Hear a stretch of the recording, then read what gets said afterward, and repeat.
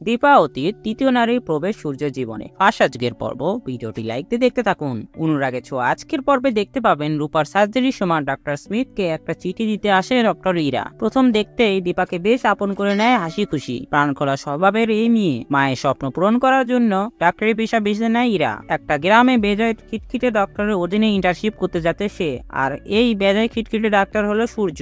এদিকে গ্রামে যাওয়ার বাস মিস করে বেশ দেরি হয়ে যায় ইরার। গন্তব্যে পৌঁছানোর জন্য আর কিছু দেখতে পায় না। এমন অবস্থায় হাত দেখিয়ে একটা গাড়ি থামানোর চেষ্টা করে। সূর্য তাকে দেখে গাড়ি থামালেও পরে চলে যাওয়ার সিদ্ধান্ত নেয়, কিন্তু তখন দেখে কিছু খারাপ লোক ইরাকে উত্ত্যক্ত করে। নাম পরিচয় না জানলেও ইরাকে বাঁচাতে চলে আসে সূর্য। বনরাদের সেই ছেলেগুলোর সঙ্গে একেবারে হিরোদের মতন মারপিট করে সে। এরপর ইরাকে সাহায্য রাত বাড়িয়ে দেয়। এখান থেকেই শুরু হয় সূর্য ইরার গল্প।